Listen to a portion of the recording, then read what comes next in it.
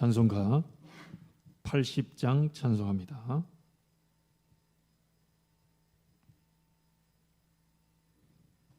찬송가 80장입니다. 천지에 있는 이름 중 귀하고 높은 이름, 준하시기 전 지으신 구주의 이름 예수.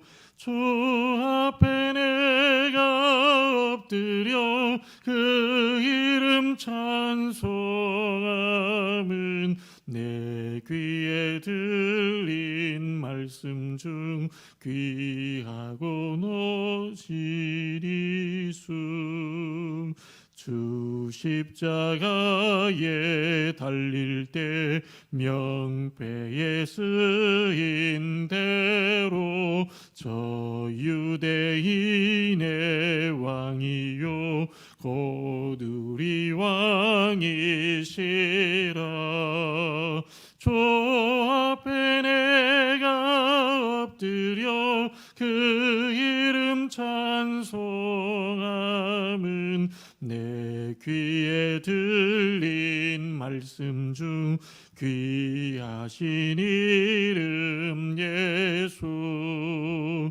지금도 살아 계셔서 언제나 하시는 일, 나 같은 죄인 부르사 참 소망 주시도다.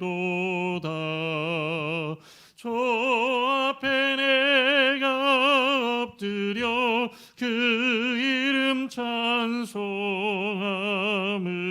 내 귀에 들린 말씀 중 귀하신 이름 예수. 주 예수께서 영원히 어제나 오늘이나 그 이름으로 우리에게 참 복을 내리신다. 주 앞에 내가 엎드려 그 이름 찬송함은 내 귀에 들린 말씀 중 귀하신 이름 예수. 아멘. 88장입니다. 88장.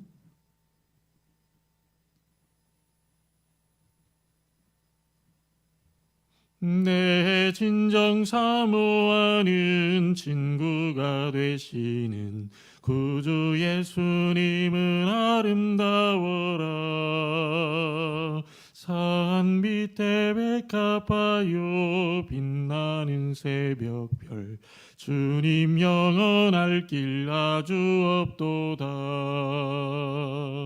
내 맘이 아플 적에 큰 위로 되시며 나 외로울 때 좋은 친구라. 주는 저 산 밑에 백합 빛나는 새벽별, 이 땅 위에 비길 것이 없도다. 내 맘의 모든 염려 이 세상 고락도 주님 항상 같이 하여 주시고, 시험을 당할 때에 악마의 계교를 즉시 물리치사 나를 지키네. 온 세상 날 버려도 주 예수 안 버려 끝까지 나를 돌아보시니. 주는 저 산 밑에 백합 빛나는 새벽별 이 땅 위에 비길 것이 없도다. 내 맘을 다하였소 주님을 따르면 길이 길이 나를 사랑하리니 물불이 두렵지 않고 장검도 겁없네 주는 높은 산성 내 방패시라. 내 영혼 먹이시는 그네 누리고 나 친히 주를 뵙기 원하네. 주는 저 산 밑에 백합 빛나는 새벽별 이 땅 위에 비길 것이 없도다.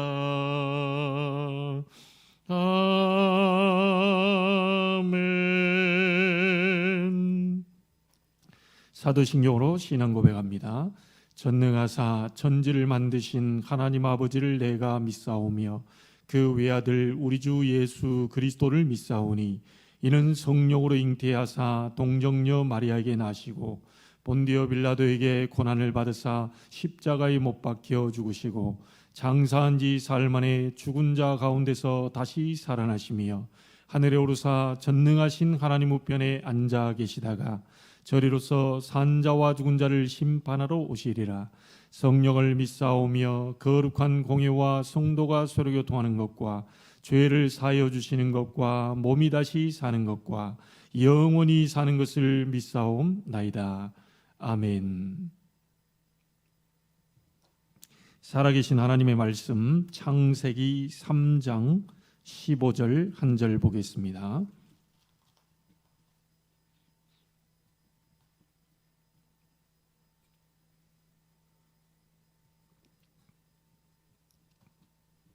창세기 3장 15절입니다.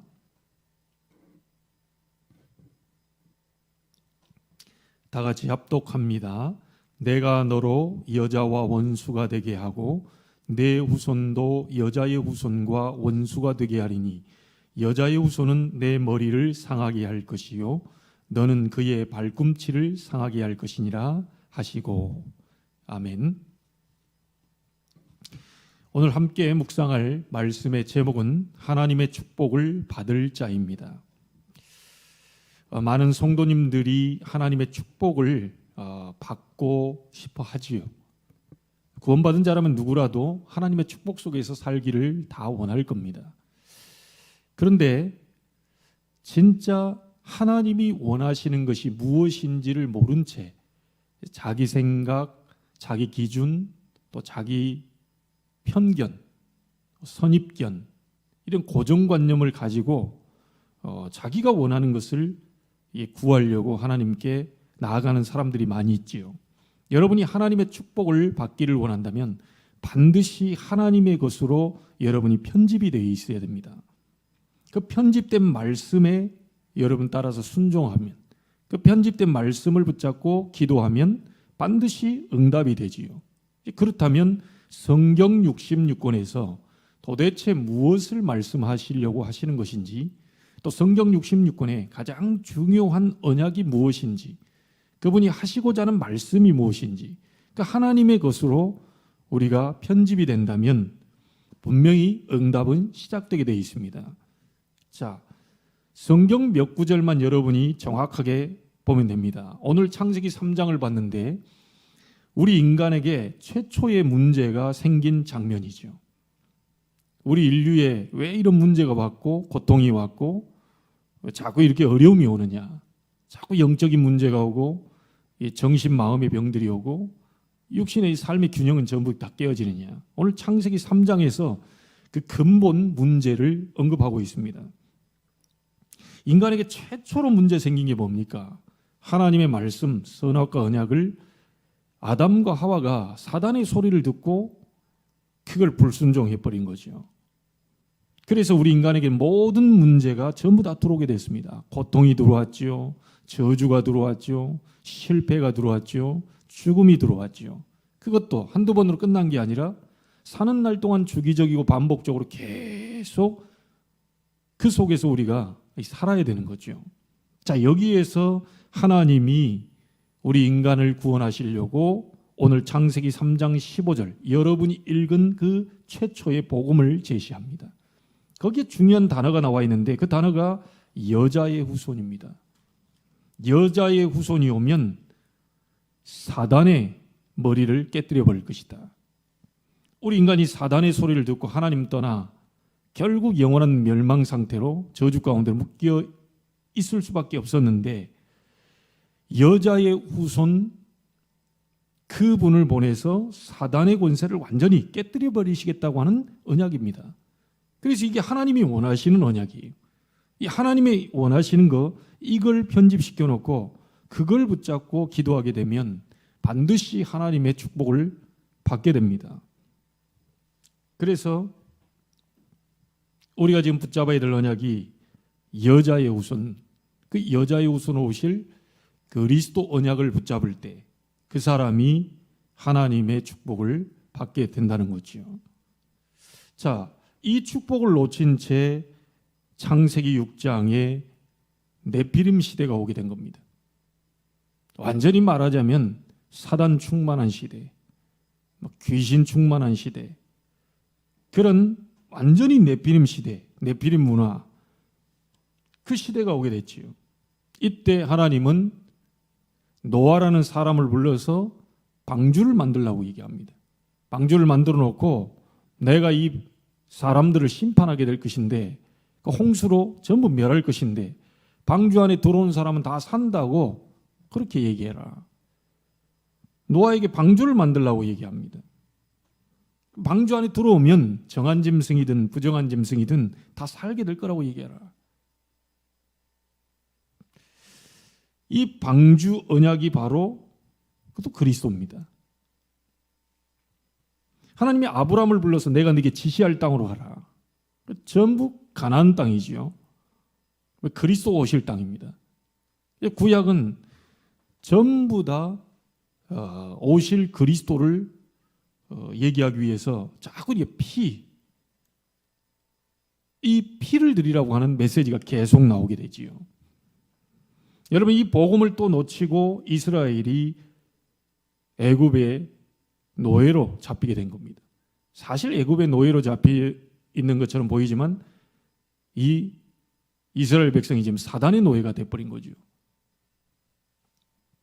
거기에서 하나님은 출애굽기 3장 18절 희생제사, 피제사, 말하자면 그리스도 언약입니다. 이 언약 잡고 다시 빠져나오라는 거예요.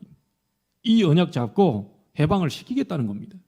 그래서 여러분과 저도 희생제사, 희생제물 대신 그리스도 언약 잡아버리면 400년 노예에서 해방되는 일이 벌어지게 된다는 거죠.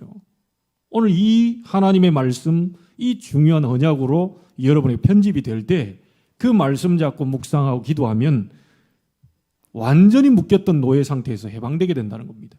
자, 이 복음을 놓치고 또 바벨론 포로가 됐습니다. 사실은 바벨론 포로인 것처럼 보이지만 사단의 포로가 되어 있죠. 자기 마음대로 안 되는 사단의 포로가 되어 있어요.